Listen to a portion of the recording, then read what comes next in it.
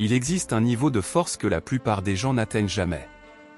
Non pas parce que c'est impossible, mais parce que le chemin qui y mène est inconfortable. Ce niveau de force rend une personne presque intouchable. Calme dans le chaos. Concentrée sous pression. Inébranlable lorsque tout autour d'elle semble s'effondrer. Vous avez probablement déjà rencontré quelqu'un comme ça. Une personne qui ne panique pas lorsque des problèmes apparaissent. Quelqu'un qui n'hésite pas quand les autres se figent. Quelqu'un qui continue d'avancer pendant que tout le monde est occupé à expliquer pourquoi quelque chose est impossible. Les gens disent généralement toujours les mêmes choses à leur sujet. Il a juste de la chance. Elle est née comme ça. Ils ont des relations. Mais il y a quelque chose que la plupart des gens refusent de voir. Une force comme celle-là a un prix. Et ce prix est quelque chose que très peu de personnes sont prêtes à payer. Il y a plus de 400 ans, un homme au Japon a découvert cette vérité plus tôt que quiconque. Son nom était Miyamoto Musashi. Il a combattu plus de 60 duels au cours de sa vie. Il a commencé à se battre à l'âge de 13 ans. Et il n'a jamais perdu. Pas une seule fois. Musashi n'était pas connu pour être le sabreur le plus rapide. Il n'était pas célèbre pour être le plus fort. Ce qui le rendait différent était quelque chose de bien plus dangereux. Son esprit n'hésitait jamais. Son corps ne négociait jamais avec l'inconfort. Vers la fin de sa vie, il a écrit un livre appelé le Livre des 5 Anneaux. Mais ce n'était pas un livre de philosophie. Ce n'était pas un livre de motivation. C'était un manuel. Un manuel sur la façon d'éliminer la faiblesse de l'esprit humain. Des siècles plus tard, un homme nommé Daniel a, sans le savoir, commencé à suivre le même chemin. Daniel n'était pas un guerrier. Il était ingénieur en système. 34 ans. Marié. 2 enfants. Des paiements de prêts immobiliers. Des échéances. Des réunions.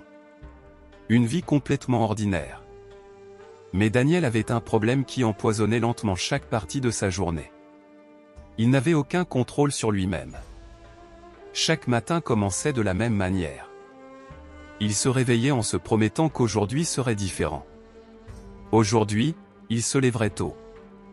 Aujourd'hui, il ferait de l'exercice. Aujourd'hui, il arrêterait de procrastiner.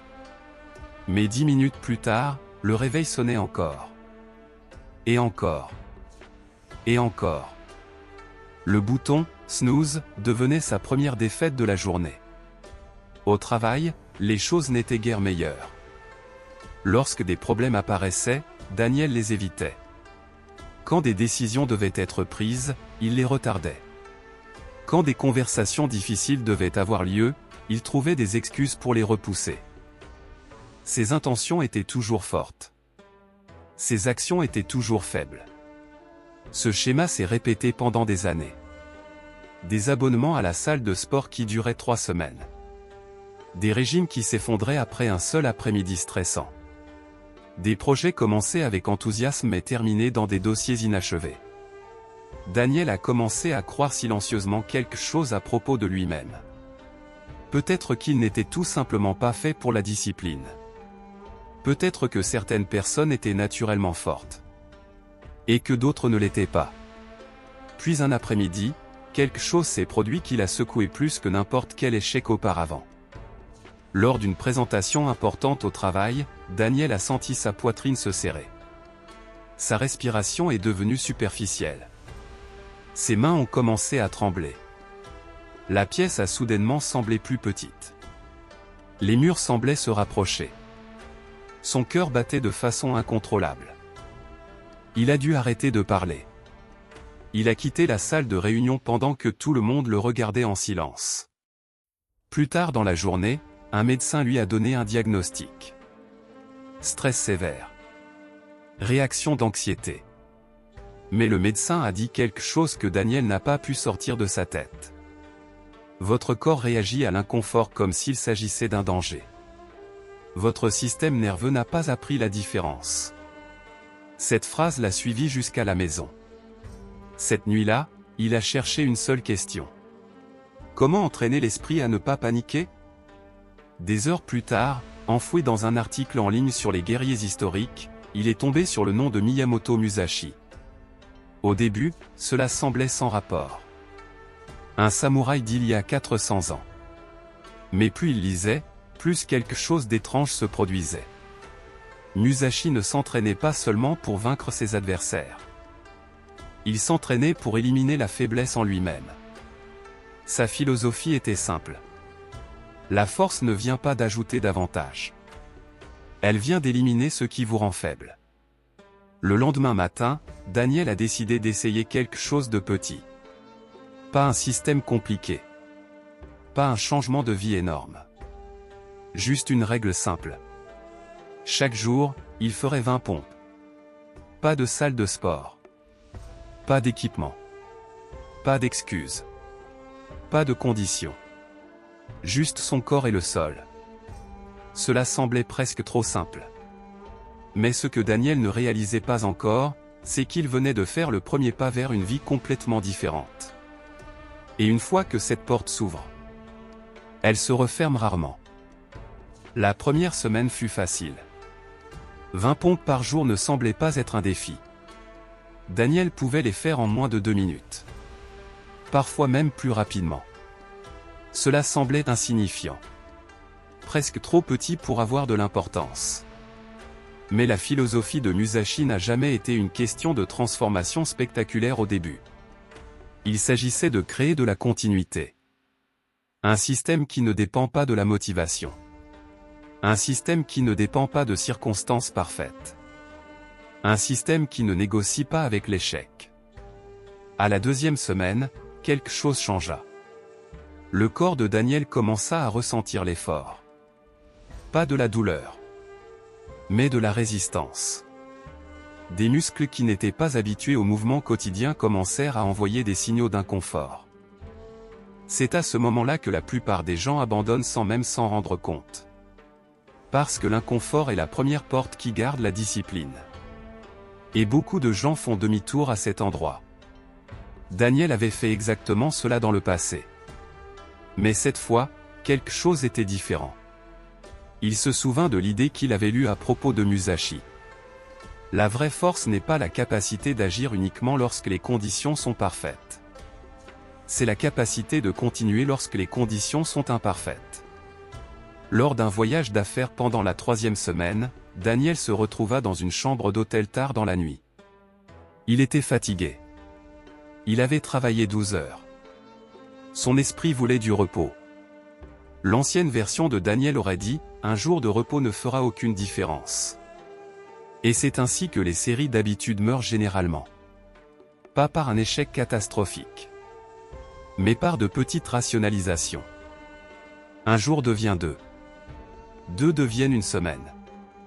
Une semaine devient le retour de l'ancienne vie. Daniel resta près du lit de l'hôtel et regarda le sol. 20 pompes.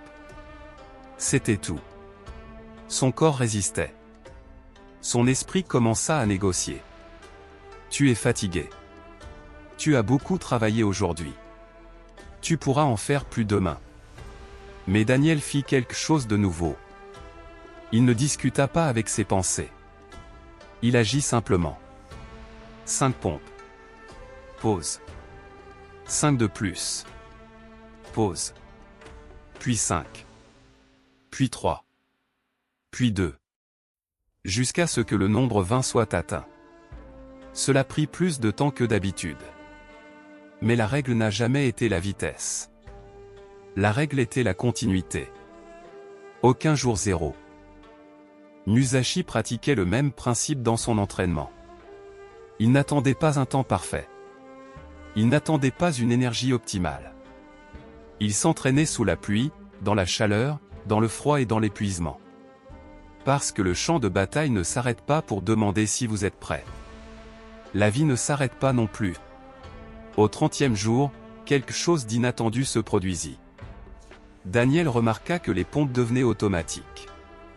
Pas facile, mais automatique. Comme se brosser les dents. Comme respirer. Comme ouvrir l'ordinateur portable le matin.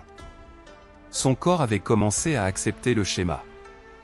Les neuroscientifiques expliqueraient plus tard ce processus comme la formation d'une boucle d'habitude.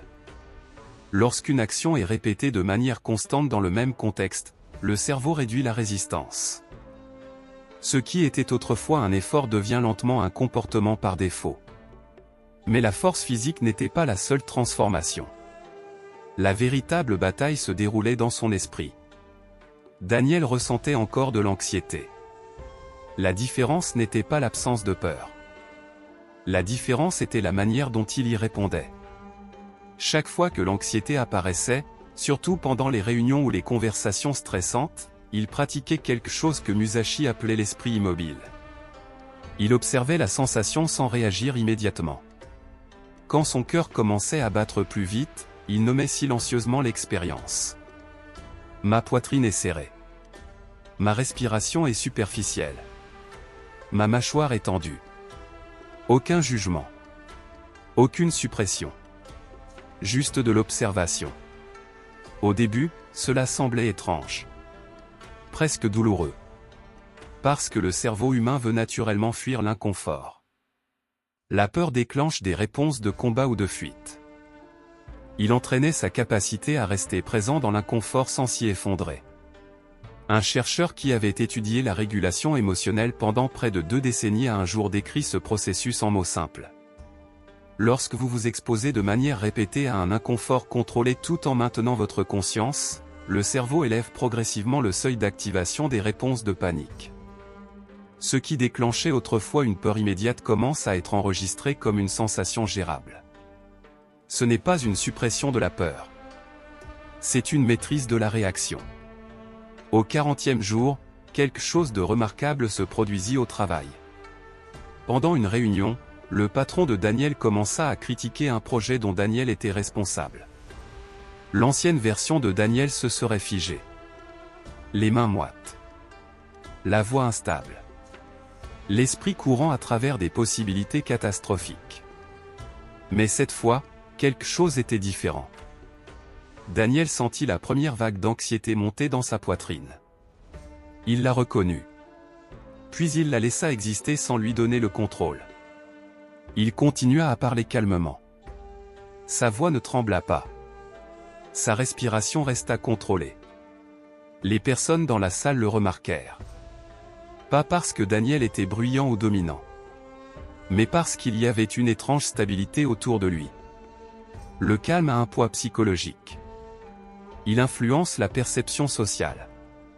Les gens font instinctivement confiance aux individus qui ne semblent pas contrôlés par la panique. Après la réunion, un collègue dit quelque chose à voix basse. « Tu sembles différent ces derniers temps. » Daniel se contenta de sourire. Parce qu'il savait quelque chose qu'il ne savait pas. Il n'essayait pas d'être différent.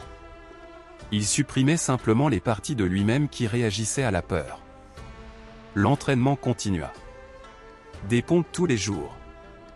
Observation des réactions émotionnelles. Pas de négociation. Pas de saut de jour. Pas de célébration de série. Pas de validation sur les réseaux sociaux. Musashi écrivit dans ses réflexions tardives que l'attachement à la reconnaissance est l'une des plus grandes faiblesses des guerriers. Si votre discipline dépend des applaudissements, vous vous effondrerez lorsque les applaudissements disparaîtront. Si votre force dépend de la motivation, vous vous arrêterez lorsque la motivation s'éteindra. La vraie force est indépendante. C'est une architecture intérieure. Au 70e jour, le corps de Daniel était visiblement plus fort. Sa posture changea. Ses mouvements devinrent plus contrôlés. Les gens commencèrent à le remarquer sans comprendre pourquoi. Certains collègues évitaient même de plaisanter autour de lui. Pas parce que Daniel était hostile, mais parce que sa présence était devenue psychologiquement inconfortable. Quand une personne élimine la peur visible, l'hésitation et le besoin de validation, elle crée souvent un miroir émotionnel pour les autres. Et beaucoup de gens ne veulent pas voir ce qu'ils évitent à l'intérieur d'eux-mêmes. Mais Daniel s'en moquait. Parce qu'il n'essayait plus de devenir fort. Il devenait quelqu'un qui ne pouvait pas se permettre d'être faible. L'entraînement n'était plus quelque chose qu'il faisait. C'était quelque chose qu'il était. Et c'est à ce moment-là qu'il comprit le secret le plus dangereux de Musashi. La discipline ne se construit pas en se forçant à être fort. Elle se construit en supprimant l'identité de la faiblesse. Et le voyage était loin d'être terminé. Parce que la transformation finale n'avait pas encore commencé. Et Daniel était sur le point de faire face au test qui déciderait si tout ce qu'il avait construit était temporaire ou permanent. 100 jours s'étaient écoulés depuis que Daniel avait commencé son entraînement. En apparence, rien de spectaculaire ne s'était produit. Il n'y avait eu aucun moment viral. Aucune reconnaissance publique. Aucune transformation héroïque soudaine. Mais à l'intérieur, quelque chose de terriblement puissant était en train de se former. Daniel ne comptait plus les jours. Il avait cessé de célébrer les étapes. Il avait même cessé de penser au progrès de la manière dont les gens le font habituellement. Parce qu'il avait enfin compris quelque chose que Musashi avait écrit vers la fin de sa vie. Vous n'êtes pas vos réussites. Vous n'êtes pas vos échecs. Vous êtes la pratique continue qui reste lorsque le succès et la défaite disparaissent. Daniel a arrêté de publier des choses sur son entraînement en ligne. Non pas parce qu'il avait honte, mais parce qu'il avait réalisé quelque chose d'important. La validation affaiblit la discipline intérieure. Lorsque le cerveau commence à associer l'effort à une récompense sociale, le comportement devient dépendant des retours extérieurs. Daniel voulait quelque chose de plus profond. Il voulait une transformation d'identité. Pas une amélioration de performance. Au 105e jour, quelque chose d'inattendu se produisit. L'entreprise pour laquelle Daniel travaillait convoqua une réunion d'urgence. La situation économique obligeait l'entreprise à réduire ses effectifs. Des licenciements allaient avoir lieu. Et le nom de Daniel figurait sur la liste. Quand il entendit la nouvelle, quelque chose en lui réagit pendant un instant. Ce n'était pas de la panique. C'était un choc. Un instinct primal d'incertitude. Mais ensuite, l'entraînement se mit en marche automatiquement. Il observa la sensation dans sa poitrine. Le resserrement. La brève accélération du rythme cardiaque. La légère tension dans sa gorge. Il ne la supprima pas. Il ne l'amplifia pas. Il l'observa simplement. Puis son esprit revint au calme. La conversation avec son patron fut étonnamment calme. « Quel est le délai ?» demanda Daniel. « Vous avez 30 jours, répondit le patron calmement. « Merci de m'avoir informé, dit Daniel. Puis il retourna à son bureau. D'autres employés pleuraient. Appelaient leur famille. Ressentaient l'effondrement de leur avenir. Mais Daniel était calme. Non pas parce qu'il s'en fichait, mais parce que la peur avait perdu son autorité sur ses décisions. Au cours des 30 jours suivants, Daniel fit quelque chose d'extrêmement pratique. Il mit à jour son CV. Recontacta des relations professionnelles avec lesquelles il n'avait pas parlé depuis des années. Et postula à de nouveaux postes. Pas de candidature paniquée. Pas de désespoir émotionnel. Juste une action systématique. Au 23e jour, il reçut 3 offres d'emploi. La meilleure offrait un salaire 40% plus élevé que son ancien salaire. Ses collègues qui avaient paniqué et s'étaient figés cherchaient encore plusieurs mois plus tard. Un psychologue du sport qui avait travaillé avec des athlètes d'élite expliqua un jour quelque chose qui décrivait parfaitement la transformation de Daniel. La performance sous pression n'est pas déterminée par le talent. Elle est déterminée par la quantité d'exposition contrôlée à l'inconfort que vous avez accumulé. La résilience n'est pas une émotion. C'est une réponse entraînée. Le jour où Daniel quitta son ancienne entreprise, quelque chose d'étrange se produisit. Il ne ressentit pas de triomphe. Il ne ressentit pas de tristesse. Il ressentit autre chose. Une clarté silencieuse. Le genre de clarté qui apparaît lorsque vous savez que vous avez fait ce qui était nécessaire. Dans son nouveau travail, Daniel appliqua la philosophie de Musashi encore plus strictement. Il cessa d'essayer d'impressionner les gens. Il ne tenta pas de montrer une quelconque supériorité. À la place, il se concentra sur la fiabilité. Il arrivait à l'heure. Livrait ce qu'il promettait. Évitait les drames inutiles. Et ne faisait jamais de promesses qu'il ne pouvait pas tenir. 3 mois plus tard, son superviseur l'appela dans son bureau. « Vous n'êtes pas la personne la plus brillante de l'équipe, dit-il.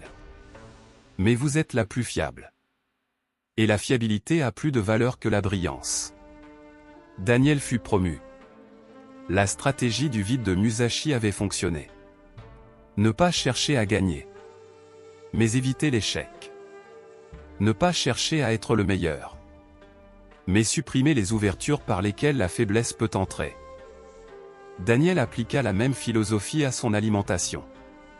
Il n'essaya pas de manger parfaitement. Il arrêta simplement de manger de la malbouffe pendant l'entraînement. Il ne poursuivit pas des records extrêmes de fitness.